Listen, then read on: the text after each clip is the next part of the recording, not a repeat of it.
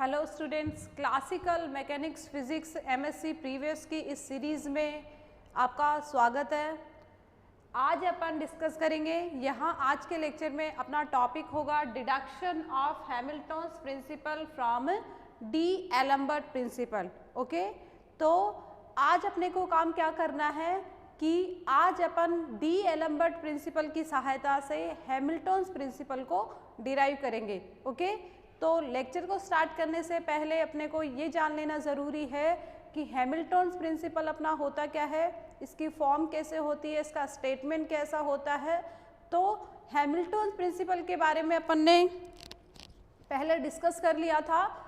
जो अपना एक लेक्चर हुआ था उसमें अपन ने हैमिल्टन्स प्रिंसिपल को अच्छे से डिस्कस किया था और इस प्रिंसिपल की हेल्प से अपन ने लाग्रांज इक्वेशन को डिराइव किया था। ओके, तो आज अपने को उसी हैमिल्टन्स प्रिंसिपल की हेल्प आज अपने को डी एलम्बर्ट प्रिंसिपल की हेल्प से हैमिल्टन प्रिंसिपल को डिराइव करना है। तो थोड़ा सा मैं पहले अपन डिस्कस कर लेते हैं हैमिल्टन प्रिंसिपल को कि हैमिल्टन प्रिंसिपल अपना क्या होता है। तो बात करते हैं हैमिल्टन प्रिंसिपल के लिए।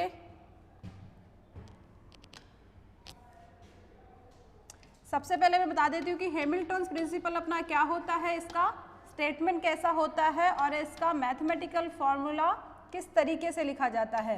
तो हैमिल्टन्स प्रिंसिपल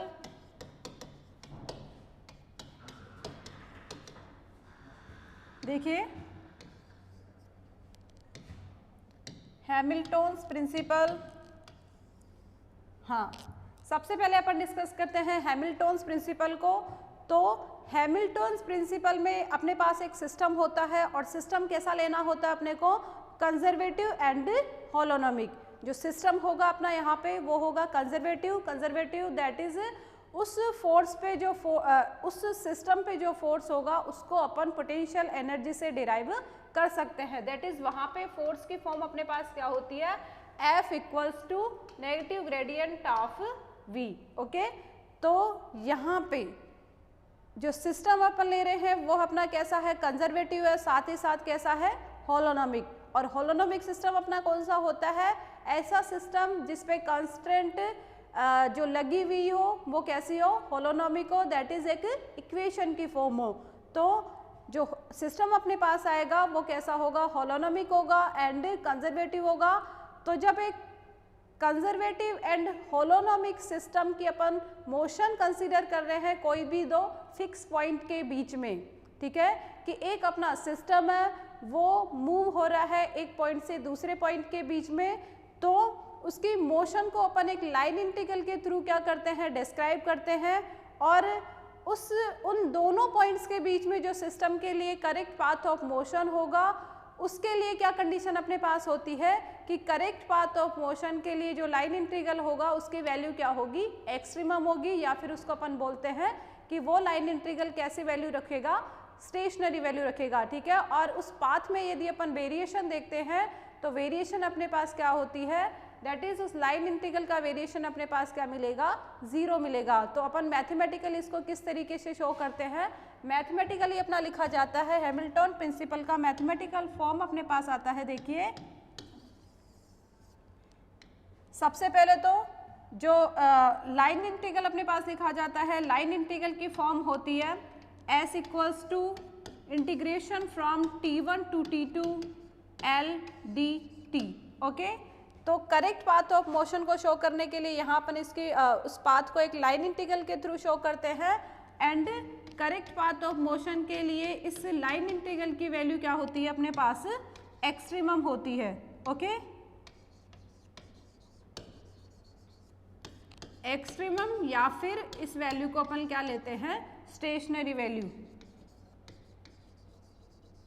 और यदि इस करेक्ट पाथ ऑफ मोशन में अपन वेरिएशन की अपन बात करते हैं तो वो वेरिएशन अपना क्या होता है, 0 होता है। एंड साथ ही साथ मैं बता दूं कि यहाँ पे जो एस अपन ने लिखा है, एस अपना क्या कहलाता है, हैमिल्टन्स प्रिंसिपल फंक्शन,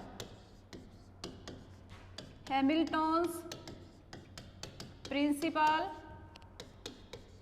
फंक्शन। ठीक है, ये अपने पास जो एस अपन ने यूज किया है इसको अपन क्या बोलते हैं, Hamilton principal function.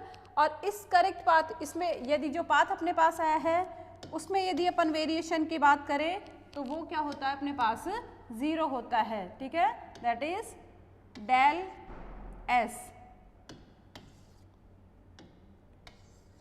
Del S अपना क्या हो जाएगा, integration from T1 to T2 del L D T equals to 0, ठीक है।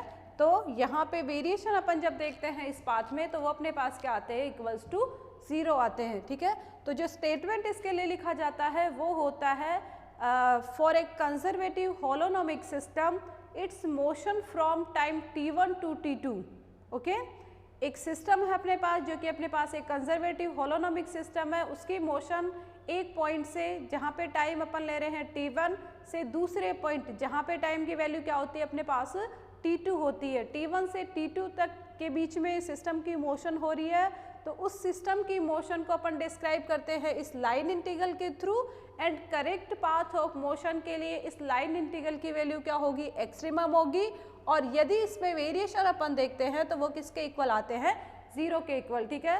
कि जैसे ये अपना यहाँ पे अपन ने स्पेस ले लिया, तो यहाँ पे एक पॉइंट अपन ने ले लिया ये वाला और एक अपना पॉइंट हो जाएगा ये वाला। इन दोनों पॉइंट के बीच में जब अपने पास सिस्टम की मोशन होती है तो इन दोनों पॉइंट के बीच में मोशन के लिए अपने पास infinite number of path possible हो सकते हैं, दैट इज एक अपन स्ट्रेट लाइन ले सकते हैं या फिर एक कर्व्ड पाथ हो सकता है। इस तरीके से मतलब इन दोनों पॉइंट्स के बीच में अपन जो अपने पास पॉसिबल पाथ होंगे वो अपने पास क्या होंगे, इनफाइनाइट नंबर पाथ पॉसिबल यहाँ हो सकते हैं। तो उन पाथ में से सिस्टम कौन सा पाथ फॉलो करता है वो डिपेंड करता है इस लाइन इंटीग्रल की वैल्यू पे। जिस पाथ के लिए इस लाइन इंटीग्रल की वैल्यू एक्सट्रीमम अपने को मिलती है वही इसके लिए क्या हो जाएगा, करेक्ट पाथ हो जाएगा। और जब करेक्ट पाथ का जब अपन वेरिएशन अपन देखते हैं तो वो अपने पास किसके इक्वल आता है, 0 के इक्वल। तो ये तो बात हुई अपने पास हैमिल्टन्स प्रिंसिपल की। तो यहाँ पे जो अपने पास ये फॉर्म बनी है आज इसी को अपने को क्या करना है, डिराइव करना है, किसकी हेल्प से, डी एलम्बर्ट प्रिंसिपल की हेल्प से, ठीक है। तो थोड़ा सा मैं डी एलम्बर्ट प्रिंसिपल के बारे में भी बता देती हूँ कि डी एलम्बर्ट प्रिंसिपल में अपन ने क्या पढ़ा था। डी एलम्बर्ट प्रिंसिपल में अपने पास था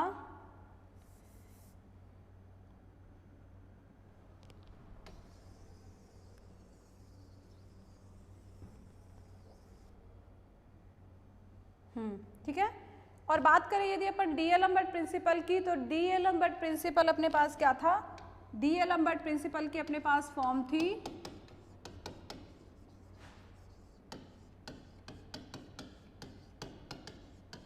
डी एलम्बर्ट प्रिंसिपल। और डी एलम्बर्ट प्रिंसिपल के अपने पास जो मैथमेटिकल फॉर्म आई थी वो आई थी अपने पास F I minus P I dot del R I equals to 0, ठीक है। That is according to D Alembert principle अपन क्या कह सकते हैं कि कोई एक सिस्टम है और वो सिस्टम अपना कहाँ पे है, डायनामिकल इक्विलिब्रियम में है। तो उस सिस्टम के लिए अपने पास कौन सी कंडीशन सेटिस्फाई होती है, F I minus P I dot equals to 0, ठीक है।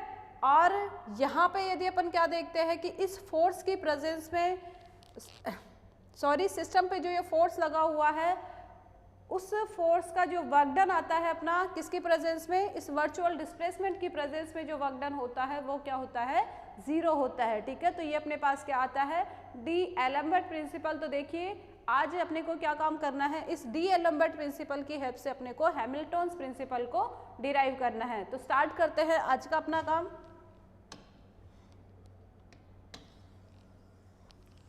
ठीक है, इनिशियली अपने को कहाँ से जो हेडिंग है, हेडिंग को अच्छे से याद रखना है, बहुत ही इंपॉर्टेंट टॉपिक है आज का अपना एग्जाम के लिए। तो सबसे फर्स्ट अपन डी एलम्बर्ट प्रिंसिपल से स्टार्ट करते हैं, फ्रॉम डी एलम्बर्ट प्रिंसिपल।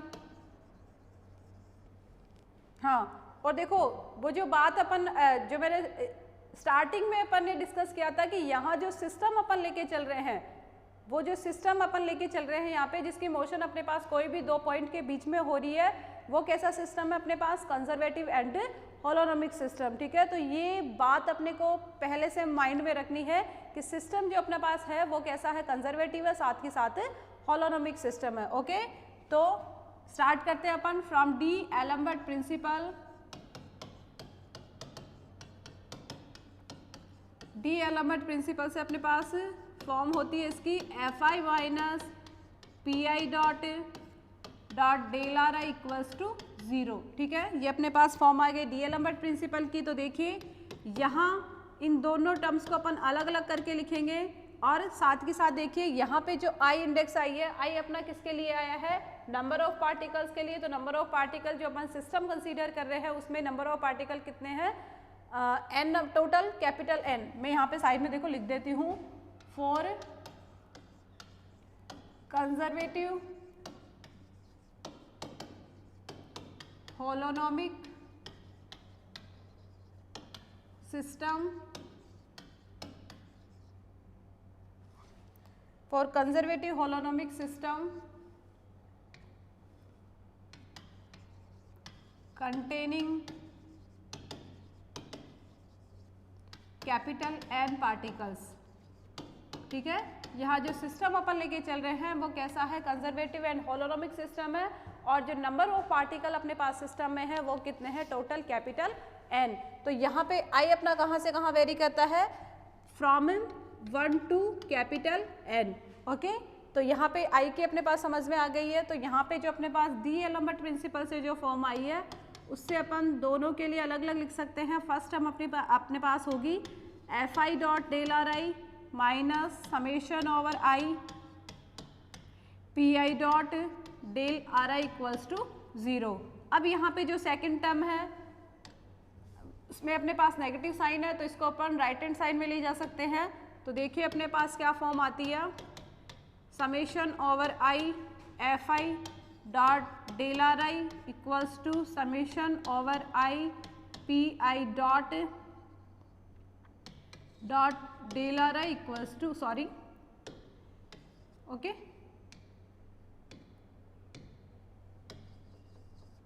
ठीक है, दोनों टर्म को अपन ने अलग अलग लिख लिया। ये जो अपने पास इक्वेशन आई है उसको अपन लिखेंगे इक्वेशन 1, क्योंकि यहाँ पे जो अपने पास इक्वेशन आई है इसको अपन अलग अलग सॉल्व करेंगे। ठीक है, तो यहाँ पे जो अपना राइट हैंड साइड है उसको अपन पहले सॉल्व कर लेते हैं। तो from RHS of above equation, पहले अपन RHS वाला पार्ट ले लेते हैं,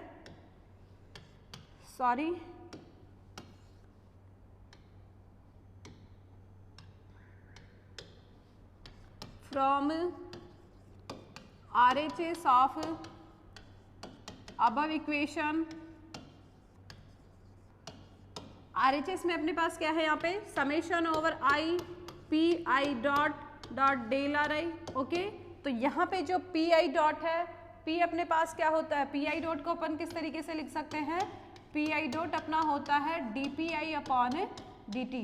ओके, और अपन ये जानते हैं कि जो मोमेंटम होता है, मोमेंटम अपने पास क्या होता है, product of mass into velocity. Okay, तो यहाँ अपन इसको लिख सकते हैं m इंटू वी आई, और जो वेलोसिटी है, वेलोसिटी का अपने पास क्या होता है, टाइम डेरिवेटिव ऑफ डिस्प्लेसमेंट। तो ये अपने पास होगा, यहाँ पे देखिए P I D by D T है, तो यहाँ अपन इसको लिख सकते हैं m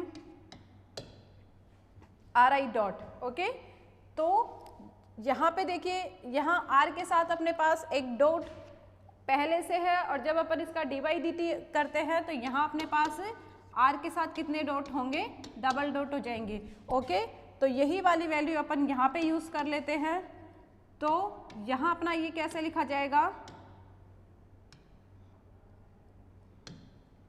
यहाँ अपना लिखा जाएगा summation over I M I R I double dot del R I.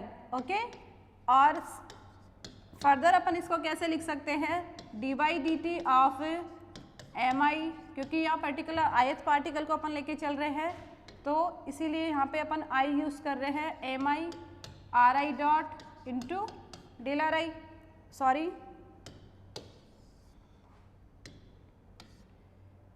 Into del R I. ठीक है, ऊपर वाली जो टर्म थी, ऊपर वाली टर्म में अपने पास आर आई के साथ कितने डॉट थे, डबल डॉट थे।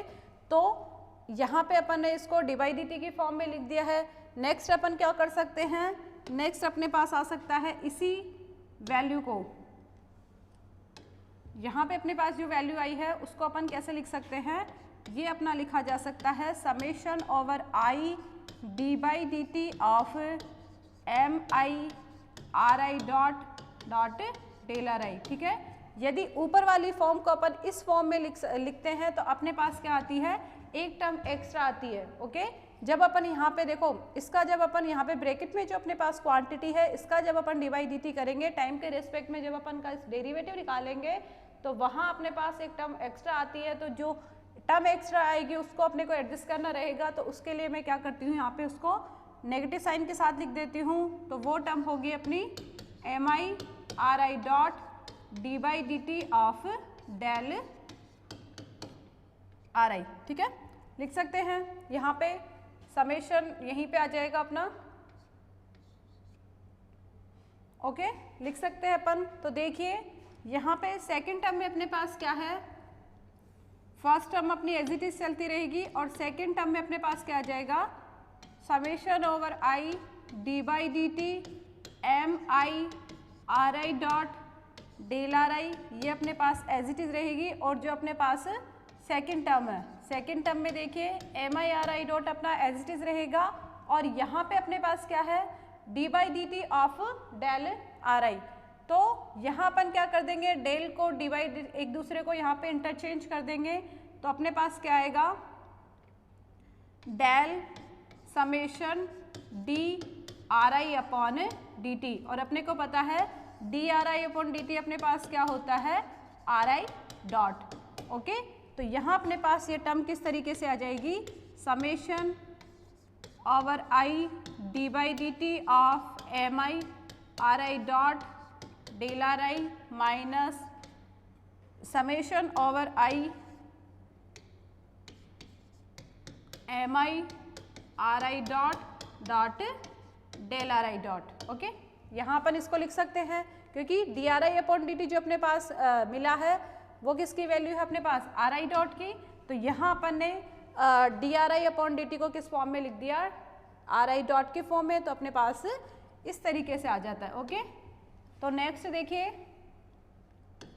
इसी सेकंड टर्म को अपन आगे सॉल्व करेंगे तो अपने पास किस तरीके से आता है, D by D T of M I R I dot del R I minus, यहाँ पे देखिए ये अपने पास वैल्यू है M I R I dot del R I. Okay, तो इसको अपन लिख सकते हैं del of summation half M I R I dot square. ठीक है, जो अपने पास ऊपर वाली टर्म अपने पास आ रही है, ऊपर वाली इक्वेशन में जो अपने पास ये जो सेकंड फॉर्म आ रही है, सेकंड टर्म अपने पास आ रही है, इस सेकंड टर्म को इस तरीके से अपन लिख सकते हैं। क्योंकि देखिए जब यहाँ पे अपन सेकंड टर्म में साइड में देखिए कि जब अपन इसको सॉल्व करते हैं तो सॉल्व करने के बाद में जो ऊपर वाली टर्म है अपने पास वो एज इट इज आ जाती है। कि जब अपन इस टर्म को सॉल्व करेंगे दैट इज यहाँ पे अपने पास क्या है, summation over I 1/2 M I R I dot square. तो यहाँ पे जब इस टर्म पे अपन डेल को ऑपरेट करते हैं तो जो अपना 1/2 एम ये अपना एज इट इज रहेगा। और यहाँ पे जो अपने पास आर आई डॉट स्क्वायर है इसका अपने को डेल वेरिएशन लेना रहेगा। तो वो अपने पास क्या आता है, 2 R I dot into del R I dot. Okay, यहाँ इस तरीके से आ जाएगा। तो 2 से 2 जब अपना कैंसिल हो जाएगा तो अपने पास कौन सी फॉर्म हो जाएगी, जो अपने पास ऊपर वाली है। ठीक है, तो ऊपर वाली जो टर्म आ रही है अपने पास उसको अपन इस टाइप से लिख सकते हैं। ओके, तो यहाँ पे फर्दर अपने पास वैल्यू क्या हो जाएगी, यहाँ पे अपनी वैल्यू हो जाएगी summation over I D by D T of M I R I dot del R I minus del T. ठीक है, यहाँ पे जो ब्रैकेट में अपने पास क्वांटिटी आ रही है उसको अपन किससे रिप्रेजेंट करेंगे, कैपिटल टी से। और कैपिटल टी अपने पास यहाँ पे क्या होगी, काइनेटिक एनर्जी ऑफ सिस्टम। ठीक है, वेर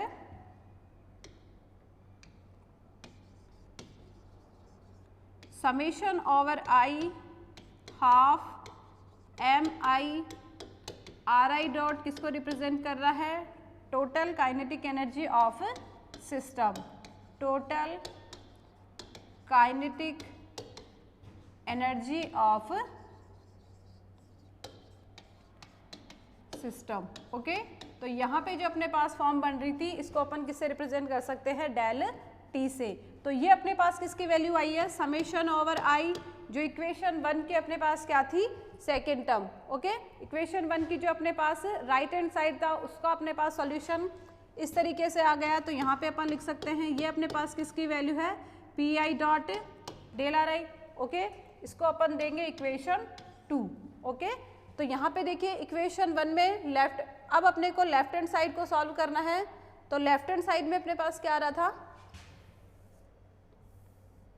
यहाँ पे देखिए इक्वेशन 1 का जो राइट हैंड साइड था, राइट हैंड साइड में अपने पास क्या वैल्यू थी, summation over I P I dot into del R I. इसका अपन ने सॉल्यूशन कर लिया है, इसका अपने पास फॉर्म आ गई है जिसको अपन ने इक्वेशन 2 से रिप्रेजेंट कर दिया है। बात करते हैं अब इसके लेफ्ट हैंड साइड की। तो देखिए लेफ्ट हैंड साइड को अपन किस तरीके से सॉल्व कर सकते हैं, लेफ्ट हैंड साइड को अपन from LHS of equation 1, LHS of equation 1, LHS में अपने पास फॉर्म क्या बन रही है, summation over I F I dot del R I. ठीक है, तो यहाँ पे सिस्टम इनिशियली अपन ने कौन सा कंसीडर किया था, कंजर्वेटिव सिस्टम था। तो यहाँ पे देखिए फॉर कंजर्वेटिव सिस्टम, फॉर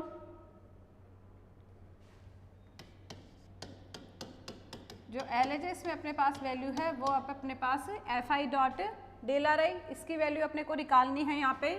तो सिस्टम अपन ने कौन सा कंसीडर किया था, कंजर्वेटिव सिस्टम अपने पास था, फॉर कंजर्वेटिव सिस्टम। और कंजर्वेटिव सिस्टम के लिए अपने को पता है जो फोर्स होता है उसकी वैल्यू क्या होती है, minus of del V I. Okay, और यहाँ पे जो V किसको रिप्रेजेंट कर रहा है, पोटेंशियल एनर्जी को। ओके, डेल यहाँ पे क्या है, अपना डेल ऑपरेटर है और इसकी वैल्यू अपने पास क्या होती है, del upon del X I cap. तो यहाँ पे जब अपन V के साथ ऑपरेट करेंगे तो ये अपना आ जाएगा del V upon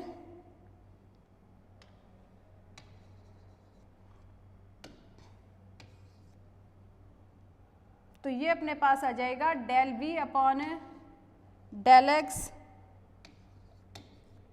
I cap plus del V upon del Y J cap del B upon del Z K cap. ठीक है, यहाँ पे जो अपने पास ये फॉर्म बनी है माइनस ऑफ डेल V, उसको अपन लिख सकते हैं। फर्दर अपने पास क्या है, summation over I, then summation over I F I dot del R I की वैल्यू अपने पास क्या होगी, देखिए इसकी वैल्यू अपने पास होती है minus of del V upon del X I cap del V upon del Y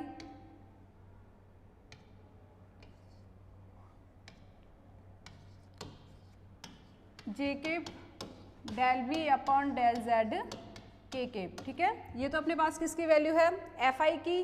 del R आई को यदि अपन लिखना चाहे तो अपन डेल आर आई को लिख सकते हैं del X I cap del Y J cap del Y del Z K cap. ठीक है, और यहाँ पे इन दोनों का अपने को क्या करना है, डॉट प्रोडक्ट करना है। ठीक है, तो जब अपन इन दोनों का डॉट प्रोडक्ट करते हैं तो आफ्टर डॉट प्रोडक्ट अपने पास वैल्यू क्या आती है, del V upon del X into del X. I का आई के साथ डॉट प्रोडक्ट होगा, जे का जे के साथ एंड के का के के साथ। ठीक है, तो वैल्यू अपने पास क्या आ सकती है, रिजल्टेंट वैल्यू क्या आएगी, del V upon del X into del X plus del V upon del Y into del Y and del V upon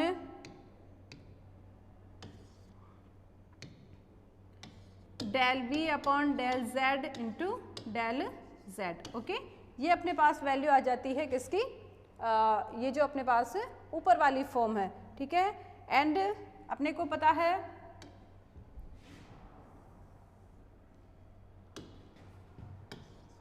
and ये जो अपने पास फॉर्म बनी है किसकी है, summation over I F I dot del R I, ठीक है। जो अपने पास इक्वेशन 1 का जो लेफ्ट हैंड साइड था उसका सॉल्यूशन अपना इस तरीके से आ गया, ठीक है।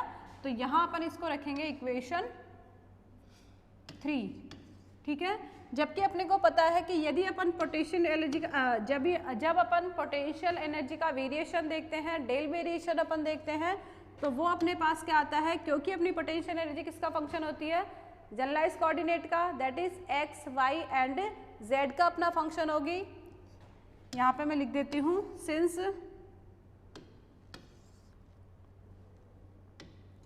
जो अपनी पोटेंशियल एनर्जी है यहाँ पे इस कंजर्वेटिव सिस्टम के लिए वो किस किस का फंक्शन है, एक्स वाई एंड जेड का फंक्शन है। तो जब अपन इस पोटेंशियल एनर्जी का क्या करते हैं, डेल वेरिएशन अपन देखते हैं, तो वो अपना किस तरीके से होगा, del V upon del X into del X plus del V upon del Y into del Y and del V upon del Z into del Z. Okay, तो देखिए जब अपन इस वाली इक्वेशन को, ये जो अपने पास इक्वेशन 4 अपने पास आई है, इक्वेशन 4 एंड इक्वेशन 3 को कंपेयर करते हैं तो दोनों को राइट हैंड साइड अपने पास क्या है, इक्वल है। केवल यहाँ पे नेगेटिव साइन है तो इसके लेफ्ट हैंड साइड को भी अपन इक्वल कर सकते हैं।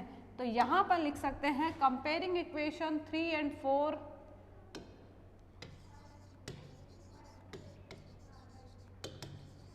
Comparing equation 3 and 4 we obtain, क्या रिजल्ट मिलता है अपने को कि जो अपने पास यहाँ पे इक्वेशन 3 में जो अपने पास फॉर्म है F I dot del R I, उसको अपन लिख सकते हैं minus of del V. Okay, और ये जो अपने पास इक्वेशन आई है इसको अपन लिखेंगे इक्वेशन 5।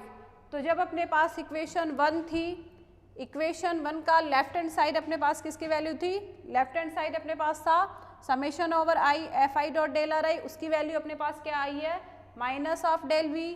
और जो अपने पास राइट हैंड साइड था, राइट हैंड साइड में अपने पास था summation over I P I dot del R I, ठीक है। और उसकी वैल्यू अपने पास कहाँ आई है, इक्वेशन 2 में। तो ये जो दोनों वैल्यूज अपने पास आई है इक्वेशन 2 एंड इक्वेशन 5 में, उनको अपन कहाँ रखेंगे, इक्वेशन 5 में, सॉरी इक्वेशन 1 में। तो पुटिंग द वैल्यूज, इन दोनों को अपन यूज कर लेते हैं, putting the values from equation 2 and equation 5 in equation 1, ठीक है। इक्वेशन 2 में अपने पास राइट हैंड साइड था एंड इक्वेशन 5 में अपने पास लेफ्ट हैंड साइड की वैल्यू आ गई है। तो इन दोनों को अपन पुट करेंगे इक्वेशन 1 में। तो देखिए इक्वेशन 1 अपनी किस फॉर्म में आती है, जो लेफ्ट हैंड साइड था उसकी वैल्यू अपने पास यहाँ पे आई है माइनस ऑफ डेल वी, जबकि जो राइट हैंड साइड था वहाँ पे अपने पास वैल्यू क्या आई थी, D by D T of M I R I dot del R I minus del T. Okay, तो ये अपने पास क्या आ जाएगी, इक्वेशन 1 से जो अपने पास फॉर्म बन रही थी उसकी वैल्यू, ठीक है। फर्दर अपन इसको सॉल्व करेंगे तो नेक्स्ट अपने पास क्या आता है,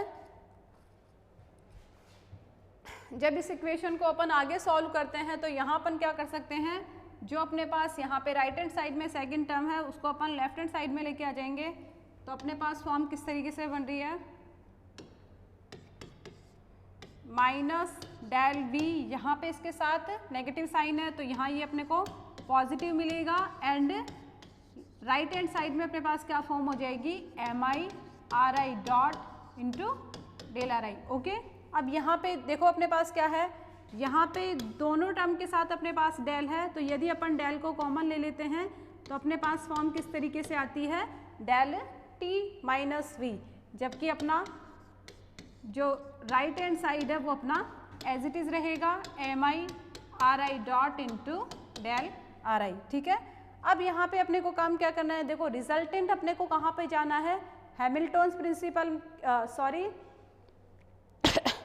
रिजल्टेंट अपने को यहाँ से किसकी तरफ जाना है, हैमिल्टन्स प्रिंसिपल की तरफ। तो देखो हैमिल्टन्स प्रिंसिपल में अपने पास सिस्टम की मोशन कहाँ से कहाँ तक होती है, from time T1 to T2। Okay, तो यहाँ अपन क्या कर देंगे, यहाँ से हैमिल्टन प्रिंसिपल की फॉर्म को ऑब्टेन करने के लिए अपन ये जो अपने पास इक्वेशन बनी है इसका इंटीग्रेशन करेंगे from time T1 to T2। Okay, तो देखिए यहाँ अपन इंटीग्रेशन अप्लाई करेंगे इस इक्वेशन पे।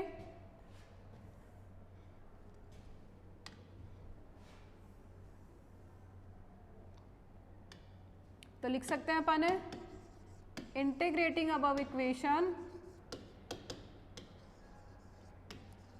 इंटीग्रेटिंग अबव इक्वेशन फ्रॉम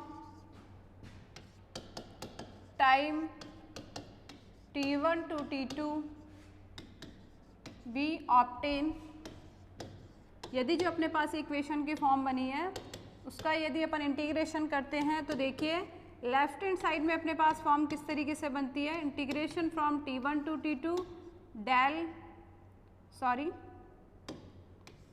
इसको यहाँ पे तो अपन T माइनस वी ही लिख देते हैं, del of T minus V into D T, and right hand side में अपने पास क्या आएगा, integration from T1 to T2 D by D T of M I R I dot del R I into D T. Okay, यहाँ पे अपन ने क्या कर दिया कि जो अपने पास इक्वेशन आ रही थी उसमें उसका अपन ने इंटीग्रेशन कर दिया with respect to time.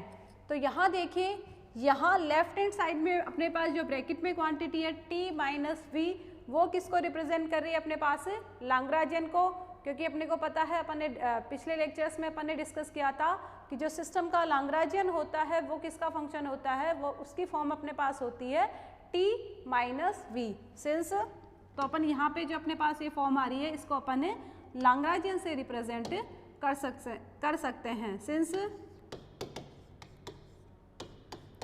T minus V equals to L is the Lagrangian of system, Lagrangian of system। तो यहाँ पे जो अपना इक्वेशन अपनी बन रही है उसके लेफ्ट हैंड साइड को अपन लाग्रांजियन से रिप्रेजेंट कर सकते हैं, जो अपने पास ब्रैकेट में क्वांटिटी है, तो अपना ये किस फॉर्म में आ जाएगा, integration from time T1 to T2 del L into D T. और देखिए राइट हैंड साइड में अपने पास क्या है, इंटीग्रेशन हो रहा है टाइम के रेस्पेक्ट में, जबकि यहाँ पे इस क्वांटिटी का साथ ही में डिफरेंशिएशन हो रहा है, तो इंटीग्रेशन से डिफरेंशिएशन यहाँ पे क्या हो जाएगा, कैंसिल हो जाएगा, और अपने पास केवल वैल्यू क्या आती है, M I R I dot del R I, और लिमिट है अपने पास T1 to T2।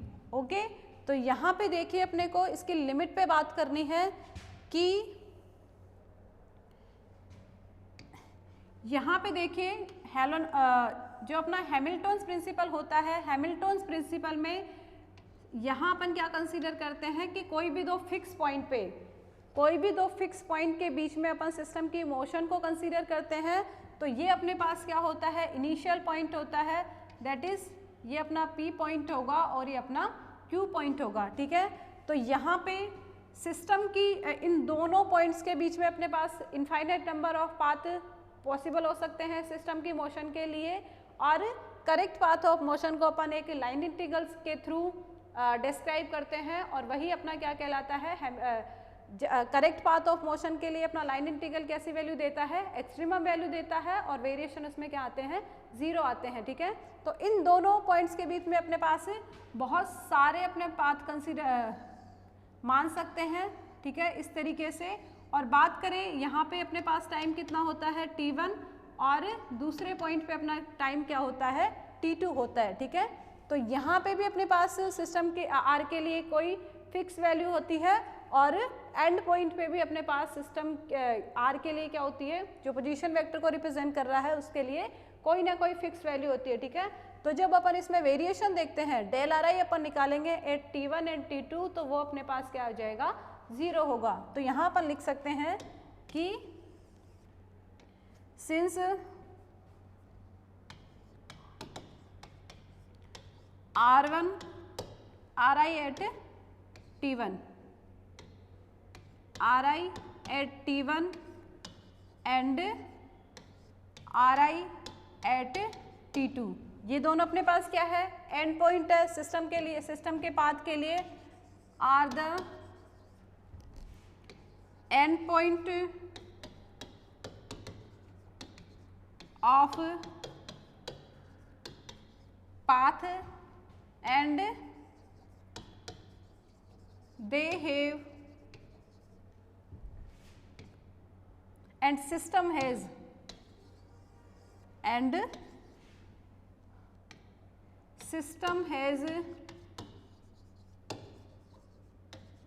fixed value at the end point। ठीक है, इन एंड पॉइंट पे सिस्टम के लिए वैल्यू कैसी होगी, फिक्स वैल्यू होगी। तो यदि इनमें वेरिएशन की बात करें, फिक्स वैल्यू का यदि अपन वेरिएशन देखते हैं तो वो अपने पास क्या होता है, so del R I at T1 equal to del R I at T2 अपने को क्या मिलेगा, 0 मिलेगा। ठीक है, कहना क्या चाहते हैं कि यहाँ जब ये जो अपने पास इक्वेशन की फॉर्म बनी थी, यहाँ अपन यदि लिमिट अप्लाई करते हैं तो लिमिट अप्लाई यहाँ पे करेंगे अपन del R I at T1 और del R I at T2। ये अपने पास क्या हो जाएगा, दोनों वैल्यूज अपने पास क्या होती है, 0 होती है।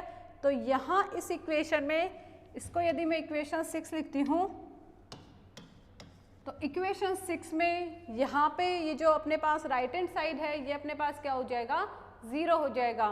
तो इक्वेशन 6 में जब अपन वैल्यू पुट करते हैं तो अपने पास क्या आता है, then from equation 6 we get, क्या फॉर्म मिलती है, integration from time T1 to T2 del L D T equals to 0, क्योंकि वहाँ जो अपने पास इक्वेशन 5 थी उसका राइट हैंड साइड अपने पास क्या हो गया, 0 हो गया। तो यहाँ पे लेफ्ट हैंड साइड के इक्वल में अपने पास क्या आ जाएगा, 0 हो जाएगा। तो अपना देखिए वैल्यू क्या आती है, यहाँ पे अपने पास ये फॉर्म आ जाएगी और इस फॉर्म को अपन लिख सकते हैं, यहाँ पे जो अपने पास फॉर्म बनी है उसको अपन लिख सकते हैं del of integration from time T1 to T2 L D T equals to 0। और ये जो अपने पास फॉर्म आई है ये किसके मैथमेटिकल फॉर्म है, हैमिल्टन्स प्रिंसिपल। ओके, तो ये अपने पास मेथड होता है deduction of Hamilton's principle from D Alembert principle. तो इसके बारे में अपन लिख सकते हैं यहाँ पे,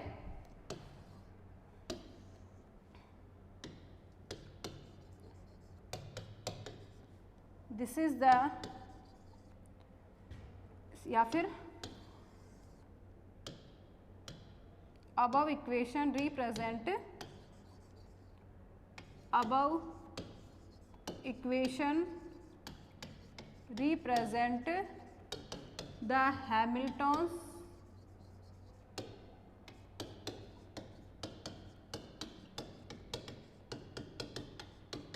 प्रिंसिपल फंक्शन। ओके, तो यहाँ पे जो अपने पास रिजल्ट आया है ये किसको रिप्रेजेंट कर रहा है, हैमिल्टन्स प्रिंसिपल को। ओके, तो ये अपना मेथड होता है डी एलम्बर्ट प्रिंसिपल की हेल्प से हैमिल्टन्स प्रिंसिपल के डेरिवेशन का। एक बार इसको अपन देख लेते हैं।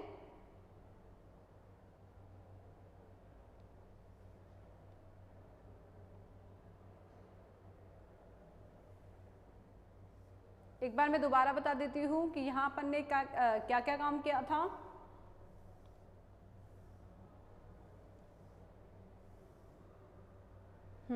ओके, तो देखिए यहाँ अपने पास आज का जो अपना टॉपिक था उसमें अपने को काम करना था कि डी एलम्बर्ट प्रिंसिपल की सहायता से अपने को हैमिल्टन्स प्रिंसिपल को डिराइव करना था। ठीक है, तो हैमिल्टन्स डी एलम्बर्ट प्रिंसिपल से सबसे पहले अपन ने डिस्कस किया था हैमिल्टन्स प्रिंसिपल को। तो यहाँ पे देखो इसको अपन हटा सकते हैं क्योंकि उसका अपन ने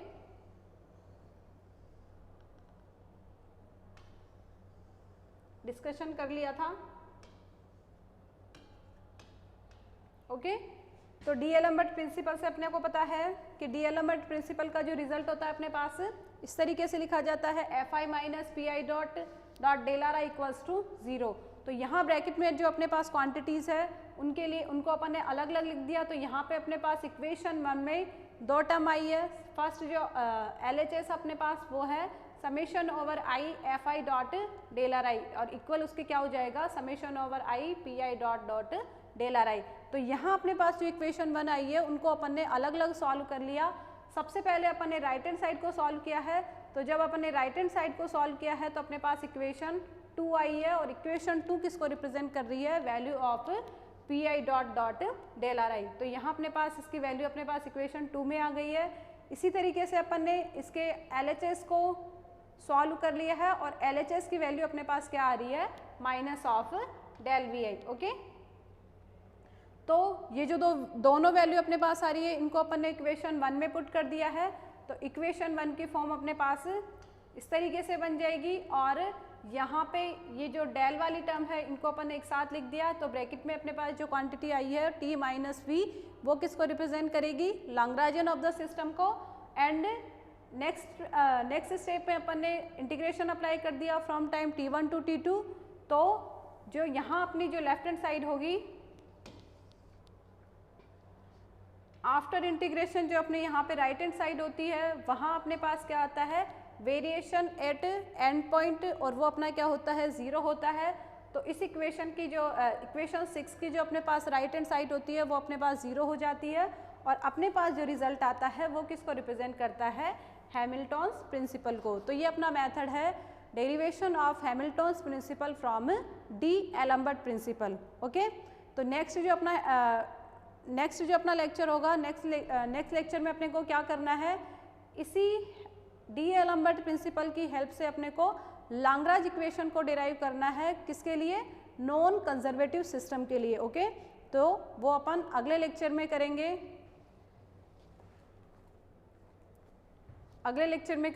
ओके।